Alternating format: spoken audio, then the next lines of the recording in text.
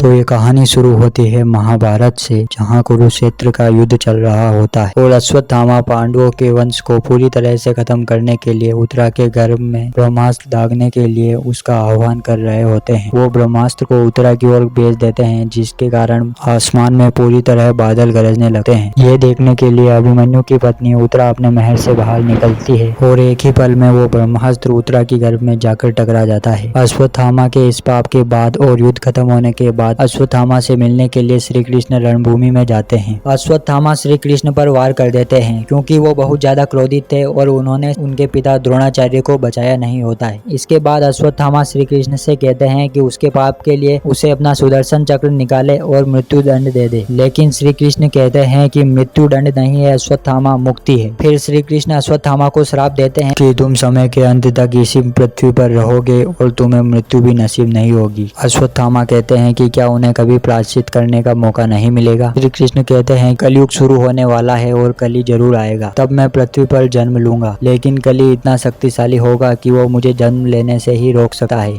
और तुम्हें उस गर्भ की रक्षा करनी होगी जिसमें मैं जन्म लूंगा। यह कहकर श्री कृष्ण अश्वत्थामा के सिर से उनकी मणि निकाल लेते हैं। फिर कहानी 6000 साल आगे शिफ्ट होती है, जहाँ पर हमें दिखाया जाता है कुछ लोग एक वाहन में बैठकर दुनिया के आखिरी शहर काशी में जा रहे होते हैं। उस गाड़ी में बहुत लोग होते हैं, उनमें से एक बच्चा भी होता है जिसका नाम होता है राया और एक बूढ़ा आदमी भी होता है जिसका नाम होता है रोमी। रोमी काशी इसलिए आया था क्योंकि उसने आसमान में एक नक्षत्र यानी कि उसने एक तारा देखा था जो कि 6000 साल पहले एक बार दिखाया गया था, जो कि उस नक्षत्र का ये मतलब था कि भगवान का अवतार यानी कि दशावतार जन्म लेने वाला है। रोमी संभाला का होता है और रोमी की तरह और भी लोग संभाला में रह रहे होते हैं और कुछ लोग काशी में भी होते हैं जो कि खुद को रेबेल्स बोलते हैं क्योंकि वो कॉम्प्लेक्स और सुप्रीम यास्किम के खिलाफ होते हैं। ये रेबेल्स काशी में एक सीक्रेट प्लैनेट बना के रहते हैं जहाँ पर की इनकी सारी एक्टिविटी होती है। रोमी उसी टनल में जाता है क्योंकि वहाँ पर की एक प्रेग्नेंट लड़की होती है जिसका नाम होता है कि दिव्या, वो जिसका रोल मृणाल ठाकुर ने प्ले किया होता है। रोमी को चेक करना था कि मृणाल की गर्भ में जो बच्चा है वो कहीं भगवान तो नहीं, जिसको चेक करने के लिए रोमी अपनी जेब से एक कवच निकालते हैं जिसमें मणि होती है। रोमी कहता है कि वो जब भी इस मणि को किसी गर्भ के पास ले जाएगा और जब वो मणि चमकेगी तो समझ लेना उस गर्भ में भगवान है। जैसे ही रोमी मृणाल की गर्भ के पास उस मणि को लाता है तो वो मणि जलती नहीं, इसका मतलब मृणाल वो लड़की नहीं थी जिसकी गर्भ में भगवान का जन्म लेना होता है। तभी वहाँ कॉम्प्लेक्स के गार्ड आ जाते हैं और वो हमला कर देते हैं, जिसकी वजह से रोमी के हाथ से वो मणि नीचे गिर जाती है और राया उस मणि को उठा लेती है और वो सब लोग वहाँ से भागने लगते हैं। बाकी रिबेल्स और राया तो वहाँ से बच निकल जाते हैं, लेकिन रोमी और मृणाल दोनों कॉम्प्लेक्स के गार्ड के हाथों लग जाते हैं। फिर वो गार्ड रोमी और मानस को पकड़कर कॉम्प्लेक्स ले जाते हैं, जहाँ वो कमांडर मानस को सौंप देते हैं। कमांडर मानस मृणाल को देखकर कहता है ये फर्टाइल लड़की अभी तक थी कहाँ, ये बची कैसे? और फिर वो गार्ड को आदेश देता है कि वो मृणाल को लैब में ले जाए, लेकिन मृणाल साफ साफ मना कर देती है। बहुत फोर्स करने के बाद भी मृणाल जब नहीं जाती है, इसलिए मानस मृणाल को बेरहमी से वहीं पर मार देता है। फिर वो रोमी को पूछता है कि वो उसको संभाला की लोकेशन बता दे, लेकिन रोमी मना कर देता है, जिसकी वजह से वो रोमी को भी वहीं पर मार देता है। और कमांडर मानस कहता है भगवान एक ही, सुप्रीम या। उसके बाद हमें कॉम्प्लेक्स की लैब दिखाई जाती है जहाँ पर दुनिया की सारी फर्टाइल लड़कियां यानी कि जो प्रेग्नेंट हो सकती है उनको वहाँ पर ले जाया जाता है। इन लड़कियों को टेक्नोलॉजी की मदद से इम्प्रेग्नेंट किया जाता है और हर महीने उन्हें एक चेम्बर में डाला जाता है जिसमें से एक सीरम निकाल दिया जाता है, जहाँ पर की मशीन की मदद से उनकी गर्भ में से एक सीरम एक्सट्रैक्ट किया जाता है। लेकिन इस सीरम एक्सट्रैक्टर प्रोसीजर की वजह से कोई भी लड़की 91 डेज से ज्यादा जिंदा नहीं रह पाई थी, जिसकी वजह से सीरम अच्छी तरह से बन नहीं पा रहा था।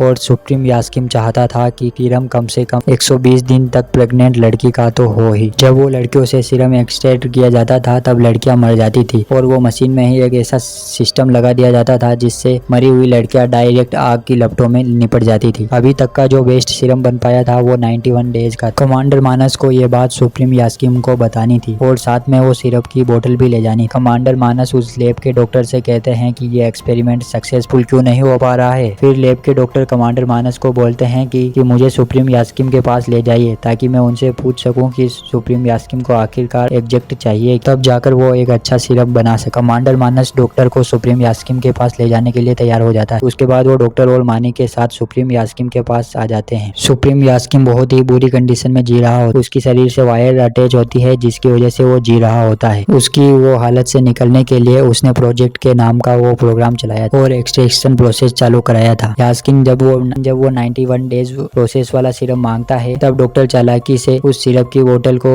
चेंज कर देता है और उसके बदले दूसरी बोतल को दे देता है, जिसकी वजह से यास्किन स्ट्रगल करने लग जाता है और पानी में गिर जाता है। लेकिन कुछ देर बाद वो पानी से फिर निकल जाता है और डॉक्टर को कहता है कि बहुत दिनों बाद किसी ने उसे मारने की कोशिश की है। जिसके बाद वो डॉक्टर का गला पकड़ लेता है। यास्किन उससे पूछता है कि उसने मारने की कोशिश क्यों की। तब डॉक्टर कहता है कि अच्छाई के लिए। ये सुनने के बाद यास्किन उसकी आंख से एक आंसू निकालता है और डॉक्टर के मुंह में डालता है, जिसकी वजह से वो डॉक्टर मर जाता है। सुप्रीम यास्किन कमांडर मानस और काउंसलर वानी को इंस्ट्रक्शन देता है कि उसे कम से कम 120 दिन प्रेग्नेंट लड़की का सीरम चाहिए और फिर वो वहाँ से चले जाते हैं। दूसरी तरफ कॉम्प्लेक्स के गार्ड बाकी रेबेल्स का पीछा कर रहे होते हैं जो कि उस टनल से बचकर निकले थे। उसके ऊपर 5000 यूनिट्स की बाउंड्री लगा दी जाती है और फिर बेरवा उसे पकड़ लेता है। बेरवा उसे कॉम्प्लेक्स वालों को नहीं देता क्योंकि वो बेरवा को बहुत ज्यादा पसंद करता था और वो उसे अपना हीरो मानता था। राया जो कि वहाँ से बचकर भागा था काशी के एक मंदिर में पहुंच जाता है और वहीं पर वो पत्ती में लिपटे विशालकाय अश्वत्थामा को देखता है। तभी वहाँ पर कॉम्प्लेक्स का एक रोबोट गार्ड पहुंच जाता है और राया पर वो हमला करने ही वाला होता है कि अश्वत्थामा उस रोबोट को वो लाठी से तोड़ देते हैं। दूसरी तरफ कॉम्प्लेक्स में बहुत सारी लड़कियों पर एक्सपेरिमेंट चल रहे होते हैं और उन्हीं में होती है दीपिका पादुकोण, जिनका नाम होता है सुम 80। वो भी सीरम एक्सट्रैक्शन प्रोग्राम में होती है, लेकिन वो किसी को बताती नहीं है कि वो भी प्रेग्नेंट है और उनको 120 दिन से ज्यादा का टाइम हो गया है क्योंकि वो उनके गर्भ में पल रहे बच्चे को बचाना चाहती है। ये बात वहाँ पर वो एक लड़की को बताती है और उस पर विश्वास करती है कि वो किसी को ना बताए। मगर वहाँ पर एक गार्ड को पता चल जाता है कि सुम 80 5 महीनों से प्रेग्नेंट है। 5 महीने मतलब कि 150 दिन, जिसका मतलब ये हुआ कि सुप्रीम यास्किन के लिए ये सीरम परफेक्ट होगा क्योंकि सुप्रीम यास्किन ने तो सिर्फ 120 दिन प्रेग्नेंट वाली लड़की का सीरम ही मांगा था, पर यहाँ तो 150 वाली का मिल रहा है। वो गार्ड सम 80 को पकड़कर कमांडर मानस को दे देता है और सम 80 को चेंबर में डाल दिया जाता है सीरम एक्सट्रैक्शन के लिए। जब ये सीरम एक्सट्रैक्शन प्रोसेस होता है पूरी दुनिया में हलचल होने लगती है। अश्वत्थामा को भी कुछ एहसास होने लगता है और वो देखते हैं कि राया ने जो उनके कमर में मणि बांध रखी है वो भी चमकने लग जाती है और उन्हें पता चलता है कि ये वही मणि है जो कि श्री कृष्ण ने 6000 साल पहले उनके सर से ये मणि निकाल ली थी, इसलिए उनके सर पर वापस लगा लेते हैं। वहीं कॉम्प्लेक्स में लैब में सारे इक्विपमेंट फेल हो जाते हैं और सम 80 पाइप के थ्रू आग के कुएं में जाने लगती है। तभी दूसरी लड़की जो कि सम 80 ने उसकी प्रेगनेंसी के बारे में बताया था वो भी पाइप में आ जाती है और सम 80 को उसका हाथ पकड़कर बचा लेती है। वो कहती है कि वो एक रेबल है और कॉम्प्लेक्स में इंफॉर्मेशन लेने के लिए आई थी। कॉम्प्लेक्स में उसका टास्क सम 80 को बचाना है क्योंकि पीछे गार्ड आ रहे होते हैं। वो सम 80 को टनल्स में आगे भेज देती है और सम 80 का पैर गलती से लेजर पर पड़ जाता है। टनल से आग की लिपटें निकलने लग जाती है और पीछे से उसको गार्ड पकड़ने के लिए आ रहे होते हैं, इसलिए उसके पास कोई चारा नहीं होता है आग में जाने के सिवा। सुम 80 आंखें बंद कर आग में जाने लगती है लेकिन उसके कपड़े पूरी तरह से जल जाते हैं, लेकिन वो सेफली टनल की दूसरी तरफ निकल जाती है और बेहोश हो जाती है। वहाँ पर उसको 2 लोग उठाते हैं और ट्रक में ले जाते हैं। वो समझ जाते हैं कि इस प्रेग्नेंट लड़की में कुछ तो स्पेशल है, इसलिए वो फैसला करते हैं कि इसको कॉम्प्लेक्स से दूर संभाला ले जाएंगे। जब सुमति को होश आता है तो वो उसको एक ट्रक में पाती है। उसकी सुरक्षा के लिए एक लड़का और एक लड़की होते हैं, जिसमें से लड़की का नाम होता है काया। काया ही होती है जो कि सम 80 को सुमति का नाम देती है और सब लोग हंसते खेलते हुए संभाला जा रहे होते हैं। तभी उनको पता चलता है कि सुमति के ऊपर कॉम्प्लेक्स वालों ने 1 मिलियन की बाउंड्री रखी है, जिसका मतलब ये होता है कि सारे बाउंटी हंटर्स सुमति को लेने जरूर आएंगे। तभी ऐसा ही होता है और बाउंटी हंटर्स और कॉम्प्लेक्स के गार्ड उस ट्रक पर हमला कर देते हैं। काया उसके वेपन्स का यूज करती है और कुछ गार्ड को मार भी गिरा देती है, लेकिन आखिरी में वो खुद शहीद हो जाती है। उनका ट्रक भी तोड़फोड़ की वजह से खराब हो जाता है, जिसकी वजह से सारे गार्ड उसको घेर लेते हैं। तभी अश्वत्थामा आते हैं, 8 फुट लंबे और बहुत ही शक्तिशाली। वो सबको मार गिरा देते हैं। लेकिन 1 मिलियन की बाउंटी सुनकर भैरवा कहाँ रुकने वाला था और वो भी अपनी गाड़ी बुजी को लेकर उस ट्रक के पीछे आ जाता है। लेकिन भैरवा को अश्वत्थामा की काफी बुरी मार पड़ती है। अश्वत्थामा गुस्से में बुजी को भी तोड़ फोड़ देते हैं और भैरवा बहुत बुरी तरह से हार जाता है। फिर अश्वत्थामा भी सुमति के साथ संबाला के लिए रवाना हो जाते हैं। संबाला में सुमति का सभी लोग बहुत अच्छे से स्वागत करते हैं। सुमति के आने से ही बारिश होने लगती है, जो कि बहुत सालों बाद हुई थी, इसीलिए सभी लोग उसे माँ बुलाने लगते हैं। राया अश्वत्थामा से कहता है कि उसे मॉडर्न वेपन ले लेना चाहिए और उसकी लाठी को फेंक देना चाहिए। अश्वत्थामा कहते हैं कि ये कोई आम लाठी नहीं है, बल्कि ये कभी लाठी थी ही नहीं। ये उनके मित्र कर्ण का धनुष है, जिसकी शक्तियाँ तभी एक्टिवेट होती है जब स्वयं कर्ण उसको छूते हैं। दूसरी तरफ भैरवा पूरी तरह से डिमोटिवेट हो जाता है क्योंकि वो जिंदगी में पहली बार हारा था और बुज्जी भी पूरी तरह से डिस्ट्रॉय हो चुकी थी। दूसरी तरफ वो रिबेल जो बेरवा की कैद में था, वो बेरवा से कहता है, तुम हीरो हो बेरवा, तुम क्यों ना रिबेल्स के साथ मिल जाओ और सुप्रीम यास्किन के खिलाफ लड़ो। और वो ये भी कहता है कि अगर तुम रिबेल्स के साथ शामिल होते हो तो तुम्हें वो सांबाला भी ले जाएगा। वो रिबेल ये नहीं जानता था कि जो बाउंटी बेरवा ने हारी है वो सांबाला में ही है। इसलिए बेरवा सोचता है कि ठीक है, इसे बेवकूफ बनाकर की मदद लेकर वो सांबाला पहुंच जाएगा, जहां वो अश्वत्थामा से बदला भी ले लेगा और सुमति को भी उठा लेगा। और अब उसे पूरी तरीके से मोटिवेशन आ गया था और उसने अब बुज्जी को अपग्रेड करने के लिए अपनी सारी यूनिट पूजी पर भी लगा दी। फिर अगले दिन वो बुज्जी के साथ बैठकर उस रिबल को लेकर संभाला जाता है, जहां वो पहले तो उस रिबल को बेहोश कर देता है और फिर वो अश्वत्थामा के पास जाता है, बेरवा बनकर नहीं, खुद अश्वत्थामा बनकर। उसने अपने डुप्लीकेट टैग का यूज करके खुद अश्वत्थामा का रूप ले लिया, लेकिन भेष लेने का मतलब ये नहीं था कि वो खुद अश्वत्थामा जितना शक्तिशाली भी हो गया है। अश्वत्थामा फिर उसको एक बार आसानी से हरा देते हैं और बेरवा उसके फॉर्म में वापस आ जाता है। तभी बुज्जी अश्वत्थामा पर मिसाइल से अटैक करती है, लेकिन अश्वत्थामा उसी मिसाइल को पकड़कर बुज्जी पर फेंक देते हैं और उसके बाद बेरवा बुज्जी पर बैठता है और पूरी तरीके से रोबोट में ट्रांसफर हो जाता है। उसी बीच क्योंकि एक बाउंटी हंटर ने उस ट्रक पर एक ट्रैकर लगा दिया था, तो उस ट्रैकर को ट्रैक करके कमांडर मानस अपनी पूरी फौज लेकर सांबाला पर अटैक कर देते हैं। सुमति को इंस्ट्रक्शन दे दिया जाता है कि वो बाहर ना निकले, लेकिन वो